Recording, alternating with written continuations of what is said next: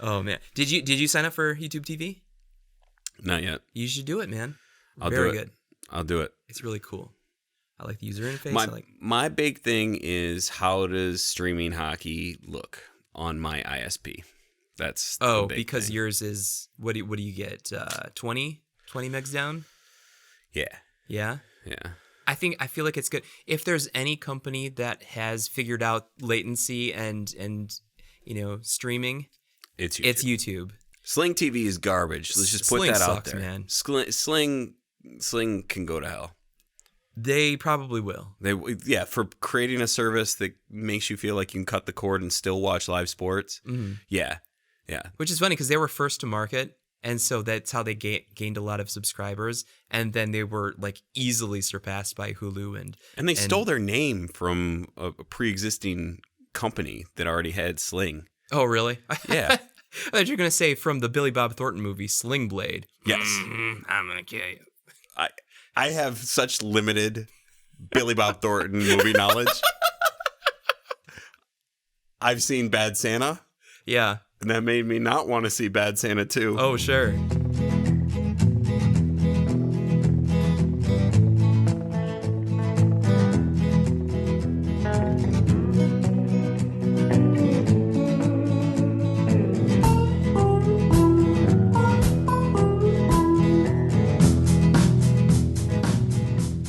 Thanks for listening to Make Me Like This. I'm Brandon. With me, as always, is Jeff. Jeff is the peanut butter to my jelly, the Batman to my Robin. So, Jeff, say hello to the folks out there. Do you feel like jelly's inferior to peanut butter? Yeah, in a lot of ways. I feel like you're saying that in that sentence. Peanut butter can make elementary school kids crippled with breathing issues. It's true. It's powerful. We make our own jam. Yeah. From fruit. Like, we saw the fruit that went into the jam. Yeah. And then we make the jam with it. Yeah. That seems like a lot of effort for something that costs $1.50 at the store. It's really good. Okay. I'll take your word on that. Better. I'll bring you some. I will. I'll make you like my jam. Okay. All right. That sounds like a 90s a rap call out that you just gave me. I'm gonna make you like my jam. I'm gonna make you like this jam. with giant pajama pants. So the thing you have no idea what I'm about to bestow make upon me you. like pajama pants. No, like I would need to do that. I'd be like, yes. I feel like you would live your life in End pajama of pants episode. if you could. Yes. I just bought some Adidas sweatpants. Ooh. Changed my life. Do they taper at the bottom? They're not the elastic ones, if that's what you're thinking about. they just get skinnier. I towards think the they bottom. do. Yeah, they're comfy. nice. They're Very really comfy. nice. Okay, they like kind of give your calves a hug, They do, and they make your calves look very strong. which I need because I need to go to the grocery store and be like, boom. Be like, check it out. You know, like in I'm gonna buy all this fruit to make jam. Look at my calves. Bam. Wachow. What's the God, I can't even remember the movie now. That doesn't matter. Wow, this is gonna be hard to edit. This is gonna be really hard. Ka-chow. So I want to make you like something that is very, very near and dear to my heart. I don't know if you've already checked this out as a function of knowing me for the past 5 years, but I want to make you like the web series I made with my friend called Circles. So I graduated in 1996 from high school. So my 10-year high school reunion was in 2006. So I went to that, and this is the year following the movie my buddy Josh and I created and produced and released. And the next year we're like, what do we want to do next? What's our creative path going to be going forward? And it happened to align with my 10-year high school reunion. So we go to my high school reunion, and I'm looking around. I'm like, there are so many stories here. There's, this person introducing their high school girlfriend to their wife, and people who were very close in the past and are no longer close. And there's just And mind you, this was a time before Facebook. Is there any awkwardness of introducing your high school ex to your current wife? For me, there wasn't, but I can see how for other people there might have been.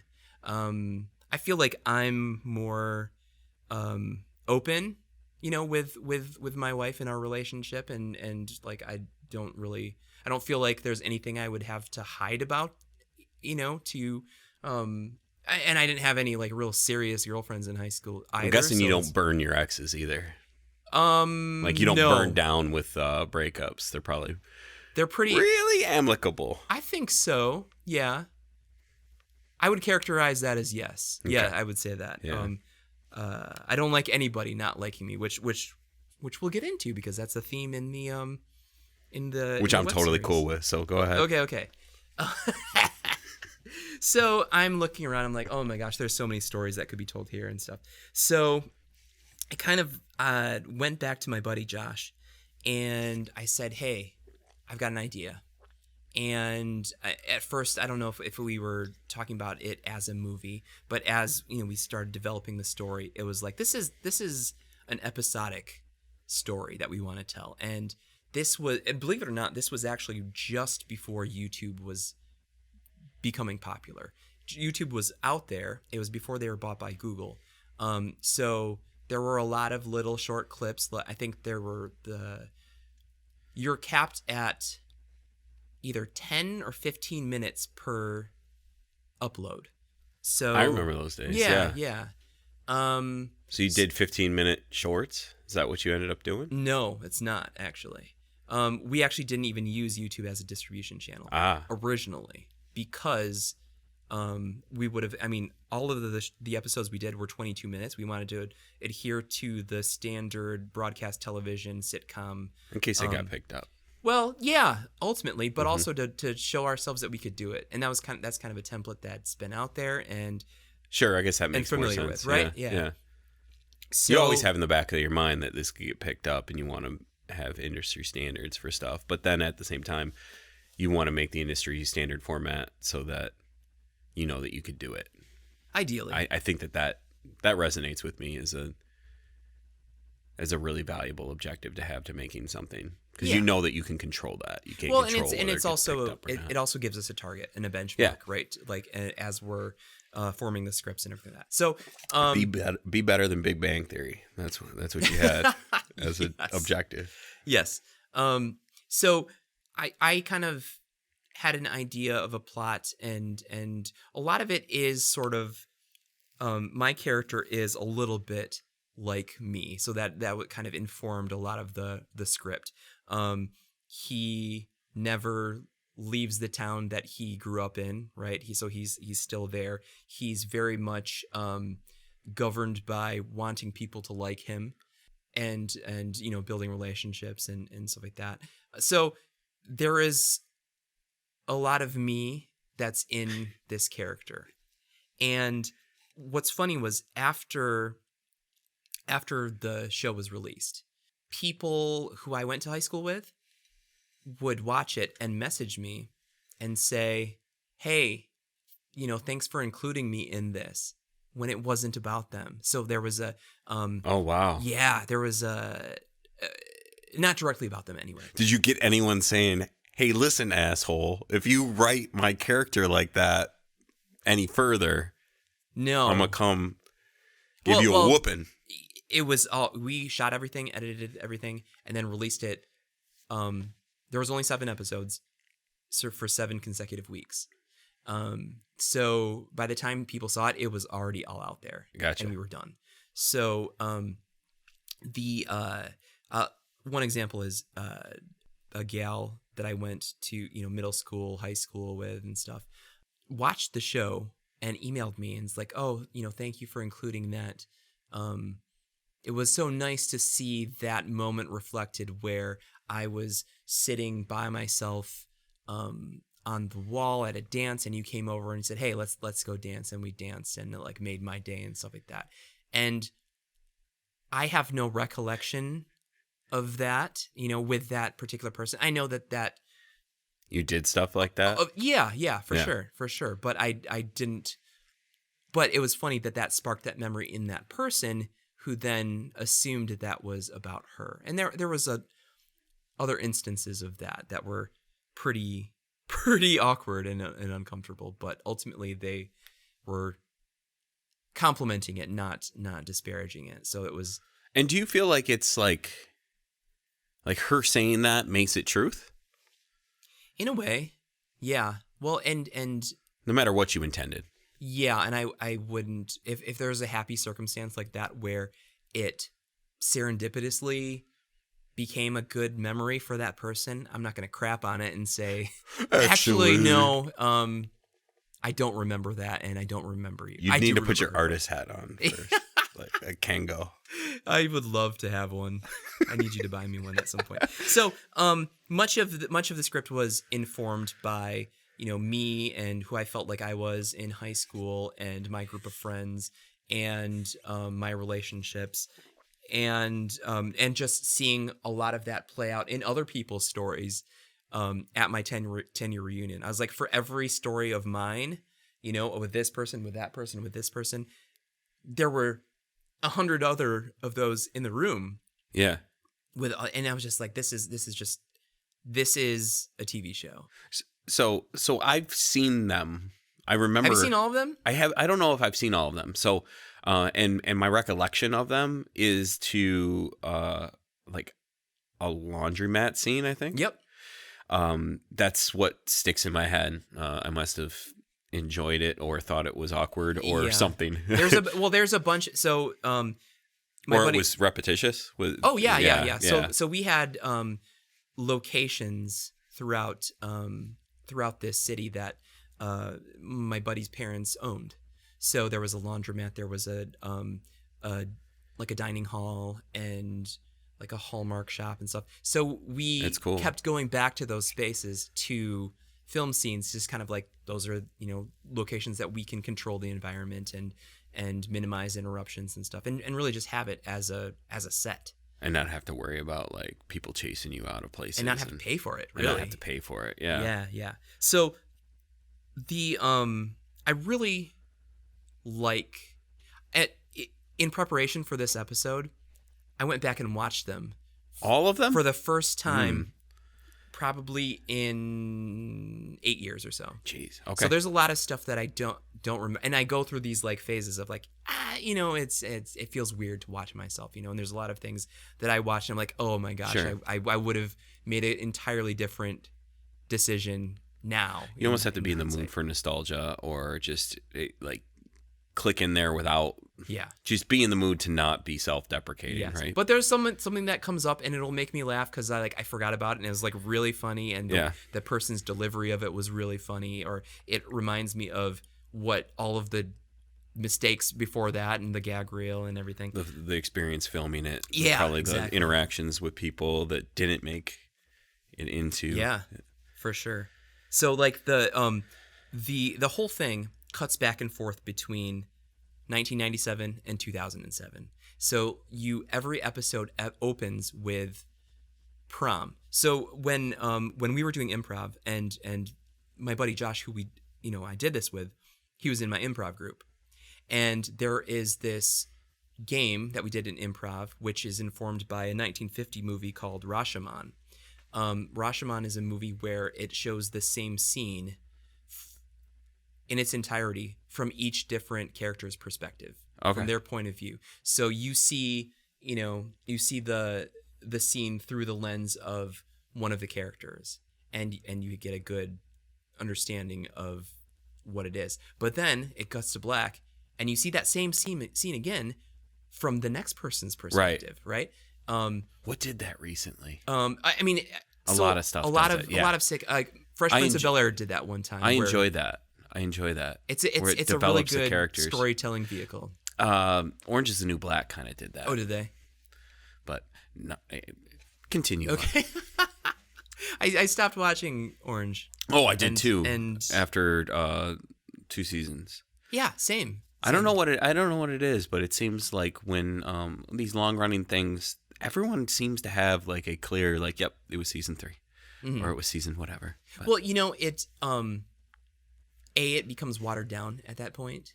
You know, like Big Bang Theory is another example of something. The first season, I was like, hey, I like this. This is niche. This is like there's a lot of like nerdy references and stuff like that. And then as it becomes more popular, they water it down so that a larger audience can enjoy it. You can see that with, I mean, maybe to a lesser extent, Friends though, but like How I Met Your Mother, as it becomes more popular, it becomes more and more like a typical sitcom. Follow me on this analogy. Okay. We're living longer and longer than we ever have in human history, Sure. right? But we're also getting more and more diseases in older age, in part because we're living longer and longer. Yeah. And I feel like with some of these shows, like there is a natural story arc. Like when you set out to begin a story, there's only so much that you can explore. And the thing that runs counter to that is when something's popular, you want to exploit it and milk all the money that you can out of it because it's popular as long as you can. And that runs counter to art because For sure. like stories have beginnings and ends. Yes. And it's a rarity that a show, I mean, I guess The Simpsons has been on forever. Doctor Who actually like built into the, probably at the end of their first run with their first Doctor, had to make a decision that ended up being brilliant that they could just completely regenerate. Yeah. Right. And that could add longevity. But even that has waxed and waned a little bit in popularity. Like I think it was super, super popular in the 70s and then wasn't popular and then came back. Yeah. Right. But it's just like when you artificially give longevity to something, or maybe not artificially, when you make attempts to make something last longer than maybe it originally was going to, you uncover, unforeseen like pain points with that. Yeah. Well, and there's lots of filler that you have to insert because, usually you're telling each year a 22 part story, and you might only have enough for 18. And so you've got to throw in a flashback episode. You got to throw in a crazy neighbor episode, and just to, because the network says, hey, we're going to pay you for 22 because we think that you're really good. You know what the opposite of that is? When one of them gets cut off, like premature, like if Brooklyn Nine-Nine got just like canned right away. And I was listening to Andy Samberg talking about how like he was really happy that it continued on so that they could finish out the story. Yeah. It's just getting to a maturation point. I was like, man, what are they in season 3? Season 4? Season 5? This is 6, isn't it? It's like how many seasons do you need to get to and honestly, like he wants to keep doing it and everything like that. Yeah. But it just got me thinking about like some of the shows that I really enjoyed that just ended after a season or two. Yeah. Right? Like Freaks and Geeks is the classic example of a show that just got cut off, before it could realize what it was going to become. Yeah, right. Definitely. And it didn't have a chance to suck. Yeah. Right. Yeah. Yeah. So bringing it back to you. Bring it back to my thing. I want you to like my thing. Yeah. Okay. Let's hear it. So I knew that there was this vehicle that I wanted to use to tell this story. So each episode is named after one of the characters. There's 6 main characters, and each one is sort of follows that person's thread. And the very first scene of each of the episodes is each person's perspective of the same moment at their senior prom. So it starts off with me, my character, and what happened at prom for me that was really embarrassing. And you sort of think about like how that has informed my personality thereafter and into the future. And then as my character is getting ready to go back to their 10-year reunion, and no matter how far you've grown or whatever, you kind of revert back to your 18-year-old self within all those, in that same environment with all those same people. So it's your character's perspective for the first episode? For the first episode. And then never again? For the prom scene. So there's a prom scene that opens each of the first 6 episodes. The 7th episode is the reunion itself. And each one starts off, so my character in the first episode does a thing at prom, completely backfires, and he laments that for the next 10 years. So we see that in what's happening with me, and you can kind of see other characters in the background Sure. of that. And then in the second episode, you see it from the female character who's the recipient of my attention in that first one, and her perspective of what happened. Mm-hmm. And then the third one is her friend. So you kind of and in each scene, a little bit more is revealed about what happened at that same moment for all of these 6 different characters and how they kind of are intertwined. And it reveals a little bit more because you can see the perspective of someone else that I didn't have access to because it was outside of my point of view. And then it flashes forward to 2007. And then there's the credits, and then it's 2007, and we're talking and gearing ourselves up to go to this 10-year reunion and reconnecting with friends in present day. I like the concept. I'm really proud of that. Yeah, I'm really proud. That concept is really the good. work we did to lay this all out, and a lot of the time transitions are informed by the music. Really good 1997 music, and Josh and I had to go through. We spent more time picking the music and researching. Okay, well, this came out in May of 1997, so you were real particular, not having any particular inaccuracies. Absolutely, and reflecting what we were truly listening to at that time. Sure. So we spent more time picking out the music and that can debating make all the over difference, that though, than we did actually filming it. You know? So that was, but it was so crucial to us because that's what. Is there some Soundgarden in there? There's no Soundgarden. Well, I don't know. Well, I don't know. Even in scenes where there's instrumental piano music, it's something that's time. It's Pearl Jam or it's Guns N' Roses or something like that, which I'm really psyched about. So how does the Welcome to the Jungle sound on piano? We did Sweet Child of Mine. Yeah.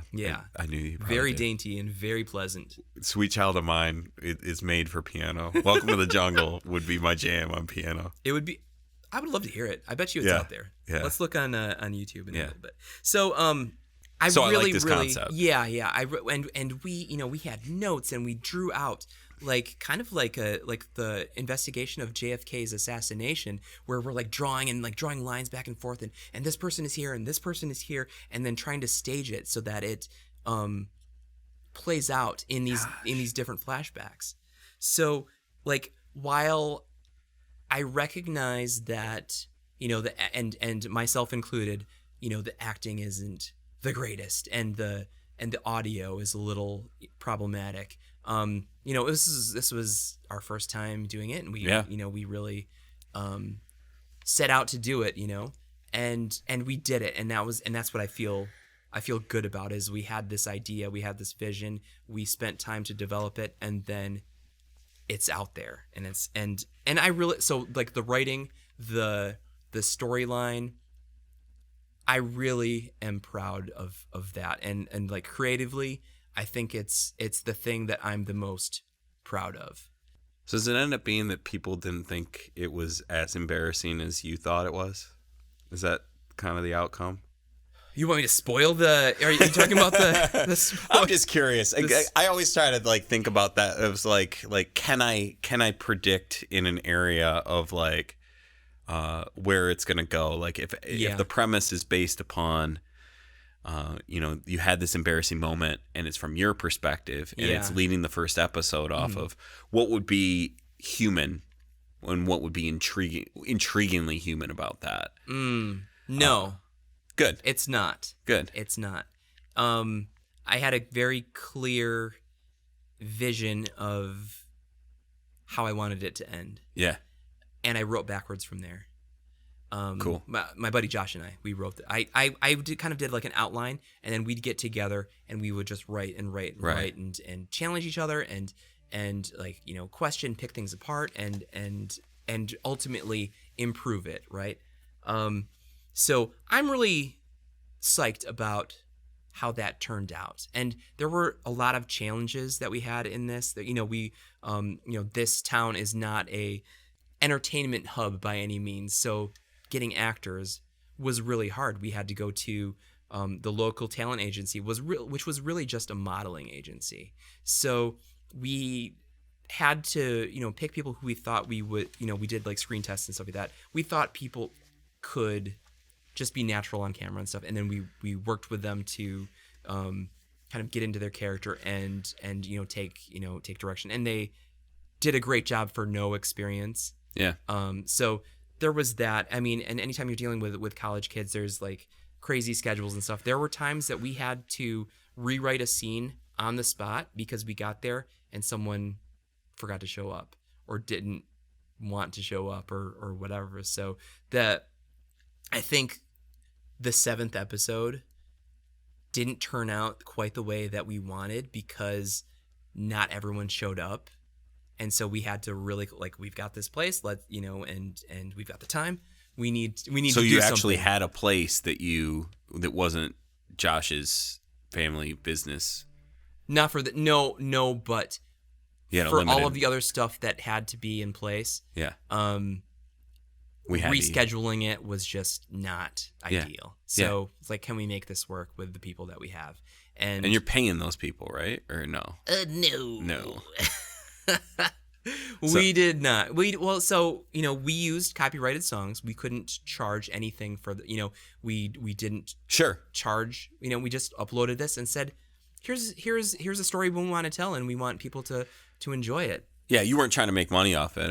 It really wasn't. And the thing that we wanted to do is give them credit on IMDb. So that we took very great lengths to make sure happened. Okay. And also the agreement that if for some reason Sony decided, hey, I like this story and I'm going to buy it, then we would dole out any financial benefit from that appropriately. So I really like the story that we told. And there's obviously a lot of things that in hindsight would have been better. And, with the technology today to shoot in 4K and to have all kinds of better equipment, for the time, it was pretty good. Yeah. And at the time, we were one of the first, I would say, 50 to 100 web dedicated series. The concept of the web series was pretty new back then. Yeah. And there wasn't a lot out there. So, we did have people who write for a web series blog reach out to us, do interviews with us, talk about, mechanically, how did we make this happen? We created a web page and then we uploaded these to a service that's now defunct called Blip TV and put them on our website and directed people, if you want to watch this, go to our website. And then later we moved it to Vimeo and YouTube once YouTube upped their limits of length. So they're there as well. How many years passed between, just so I get a context of how many years ago? Was this? So I know it's 2007 ish, right? So Yeah. 12 years ago. We actually ago. released it in January of 2008. Okay. But how long after your initial upload did you upload to Vimeo and to YouTube? Was it something that was immediately after it started? I would say taking, it's shortly after because after. Vimeo became available, and I was like, ooh. It's not 5 or 6 years later. And No. Okay. It's Vimeo is really good because it gave you an HD option. Yeah. The embed looked really nice, and the Still the does. one was It's almost like Vimeo has always been for artists. I really feel that way. Yeah. Discovery, YouTube has got it, but Vimeo really for filmmakers, especially documentarians. It's really well suited. Yeah. For that. So we moved it over to there, and then moved it over to. I think we moved it over to YouTube in chunks. So each episode was part 1, part 2, part 3. And then when they removed the length limit, we re-uploaded those. So if you see them on YouTube, they're a little bit they're lower in count because they've been out there less, and that was probably a few years later. So here's the thing. How many more bullet points do you have on your card? That's all. That's all my Okay. bullet points. So I want to say this, and we'll flip the ending of this a little Okay. bit. I like this already. Yeah. I like it because, I mean, it's you. Anything that you do, I would find interest in at least watching. And then if I thought it was shit, I'd tell you. But what I really want to know is like, why do you want me to like it? Why does that matter to you? I think, well, because you are very forthright, and if you won't sugarcoat something to spare my feelings, or beat around the bush. If you think something sucks, then you think it sucks and whatever. I think you have an appreciation for my sense of humor. Mm-hmm. And I think, and even like when I was doing my video project, when I was 40, every day of my 40th year, I uploaded a new video to YouTube, and you were one of the most frequent commenters on those videos, and would like discuss them with me afterwards and say, hey, I really liked how you did it. So like even constructive criticism, right? So it's also from a time that you didn't know me, when I was 11, 12 years younger. I don't think I watched it on YouTube either. I think I searched for like Brandon Bautista web series because I knew you were in one. Oh, sure. And this was like 6 months after knowing you or something like that. And then like I think somehow I got to IDMB and saw that it like was Circles. What the name of it was. And then it was like Brandon Bautista Circles. And then I got like, you would think that would be enough, but it just was a lot of stuff out there. Definitely. And then, second Google page, found it. Yeah. And watched, I want to say like 3 to 4. You think so? Okay. Yeah, so if it's 7, I mean, I need to see this through, and I need to... For sure. So that's my perspective, is like right now, like everything that you're telling me, the concept of this flashback and it being from different people's perspectives, and then you got a second part of the episode that is present day. Yeah, but with more flashbacks. With more flashbacks and stuff. So it's I know, I mean... I know that it's something I want to give a chance to go through. Yeah. So it's helpful for me to hear, like, you'd like me to do what I normally do and tell you what I liked and what I was confused about. And that's what's important to you, is like that you've rediscovered this recently, and it's fun to talk about it, especially from a person that's not going to be like, thank you for portraying me accurately when I was back in high school. Yeah. Well, you would have been 4. Yeah, man. I could have been there. You're like the little boy that like walks across the background. Where's the snack table at? I want my high C cooler. Ecto cooler. I want my Ecto cooler. Oh, yes. Yeah, I don't think there was any other flavor of high C for me growing up. Yeah. It was Ecto cooler or nothing. Definitely. My mom giving me fruit punch, be like, take that back, Maureen. Did you get Kool-Aid? Yeah, the powder. Yeah. Mostly. None of the, like, we got Mondos a lot. I don't even know what that is. Mondos. Is it like an off-brand version of like I the think so. Hawaiian Punch? We had a lot of off-brand stuff growing up. You know what? We did too. Yeah. We did too. It was okay. My mom, like, wanted us to have what we were interested in, but I got a lot of basketball shoes that look like Jordans. Yeah? Yeah. I'm sure that was like there's a really good market for that in the early 90s, right? Yeah. Yeah. Like, look like Jordan 13s, like, specifically. But we're like... They're Jardins. They're Jardins. Or Chibox. Chibox, yeah. Yeah.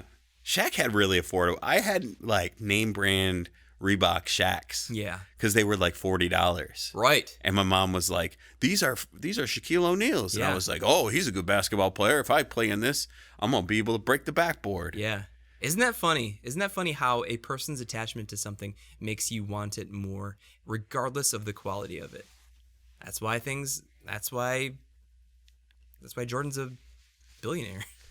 Yeah, it's not like Jordans are, the patent leathers. What were those? Jordan 11s or something? Something like I'm that, throwing out like numbers. If I'm within 5, then good for me. We'll fact I check know that. that he came back wearing 45, and then like he unveiled those patent leather ones.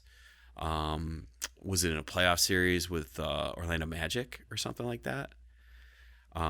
Sounds about right. Anyway, like those were like game changers, because it was like are these basketball shoes, or are they dress shoes, right? Yeah. But like for the most part, they cost $5 to make a pair, maybe even less, of all of the other shoes, and they charge $300 plus. Oh yeah. Nowadays for and those even things. then it was probably like $175, and that's a lot. And all they're doing nowadays is like going back to past Jordan versions. Yeah, and they're and selling putting them out in either OG colorways or new colorways or whatever, and they're selling just as hot as they did back then, but it's a different demographic now, right? Well, and he hasn't played in 17 years or so, and he's still one of the top selling sneaker shoe, like, and he's not really visible. He's not. Right? Like, I don't see he owns Jordan. the Charlotte Hornets. Yeah. But like all you got to do is see that silhouette, that logo. That's all you got to do. He can coast off that Forever. Yeah. His kids can coast off of that. His kids did coast off His that. kids can coast off of that. The kids from Space Jam who were like messing with Bugs Bunny are now just like sitting on a boat. It's like, I don't ever have to work. I don't know that to be true. You should try to make me like Steph Curry shoes. Ooh. Because I don't. Yeah. Yeah. But that's another thing where he is so well liked that anything with his name. My son is such a huge Steph Curry fan. He wanted us to get him the Speed Stick deodorant with Steph Curry on it. Yeah. It's crazy. It's very cause and effect. You want Steph Curry to be on the toothpaste with fluoride and on the bedtime at 7 mantra. And his homework. And Steph Curry on all the math problems and the word problems. Yeah. Well, that's how we get math concepts down. It's like, okay, if Steph has 13 points in the first quarter and he scores the same amount of points for all 4 quarters, how many points did he score? And like that, that's the whole story problem, like getting them invested in and getting them to do that. So what's weird is I didn't age out of that. My heroes aged out of that. Ooh. So like I can recall writing something for my master's when I was in my mid 20s to like verging on late 20s. Yeah. About Nick Lidstrom. Oh, really? Yeah. Yeah.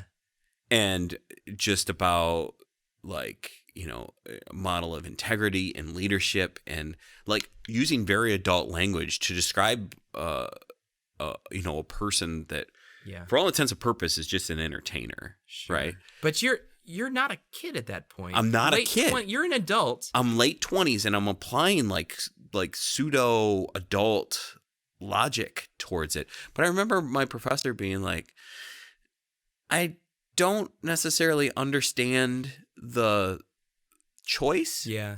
But your description was good? Your description was good, and you met the rubric requirement, so go ahead. So I remember it being like that professor felt the need to be like, grow up. Yeah. A little bit. Interesting. But like Steve Yzerman retiring, Nick Lidstrom, like all the 90s Red Wings greats, right?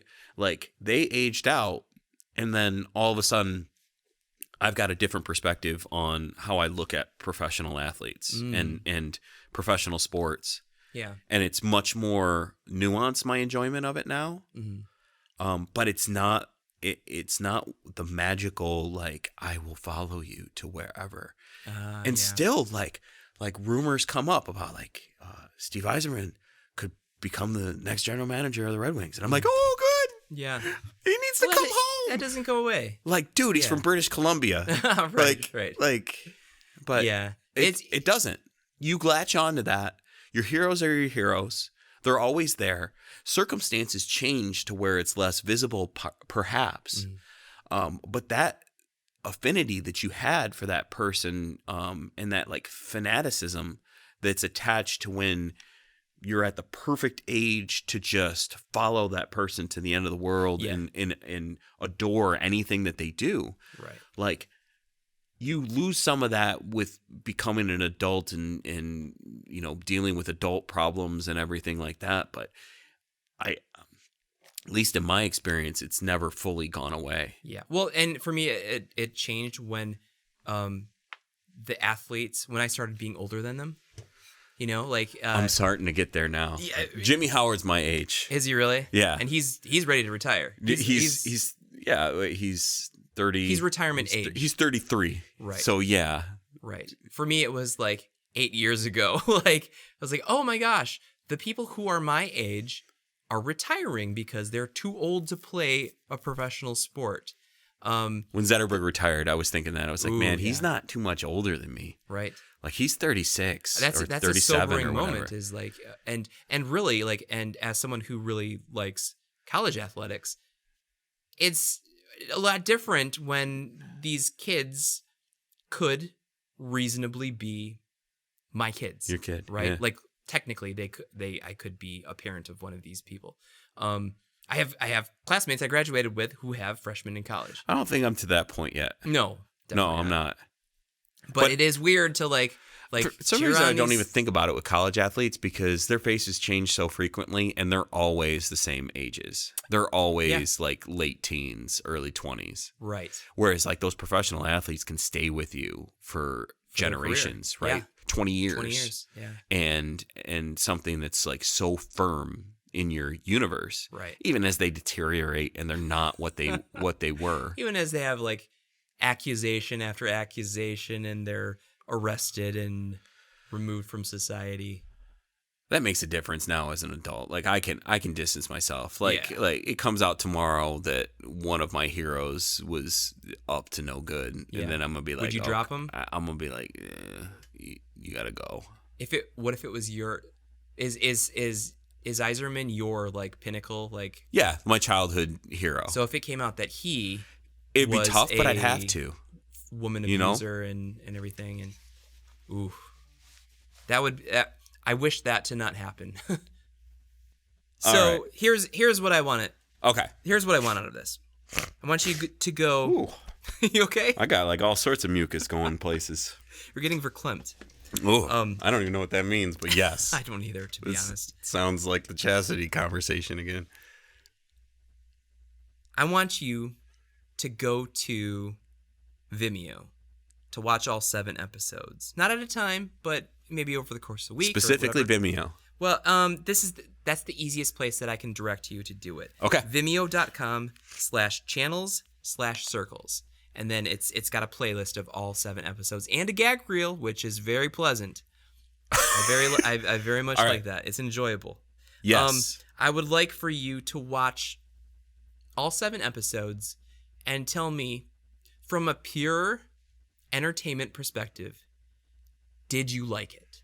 Okay. And so A, do you like Circles of Web series enough to watch all 7 episodes? And then a follow-up, did you like it when you watched it? And give me the feedback of so we're going to do another episode. We don't have to. It can be a lunch. But we can also make we'll do whatever. We'll see how it goes. If you think it sucks, then we're not doing a follow-up episode. We're going to leave it as is. I wouldn't subject Josh to that. Yeah.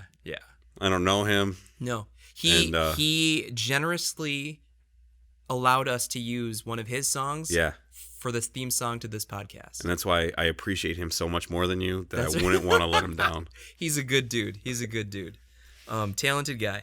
I want you to go check it out, and then just talk to like knowing the background of it, knowing the synthesis of it, knowing the origin of like the different shifting perspectives of prom. I know it so well that I fill in the gaps in my head, so I don't have a good understanding of did that work, and did that communicate what we wanted to communicate? So, and all the people who, friends and family who've watched it are like, oh, that was awesome. It's like, oh, really? Well, what did you like about it? I don't know. Yeah, I don't know. It was awesome.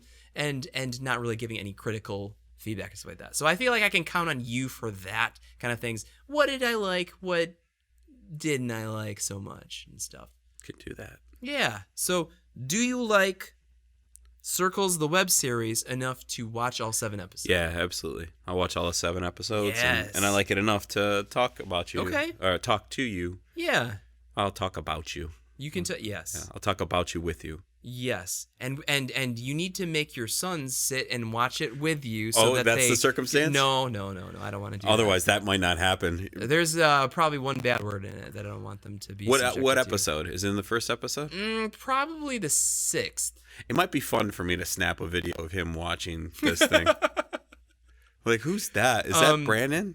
Because he knows you basically, like, he's seen you like 3 times in the flesh, but then he watched basically every one of your videos for a year. Right. And he's like, we watching Brandon again? Yeah. He's like, yeah. He'd be like, why is did he lose a lot of weight?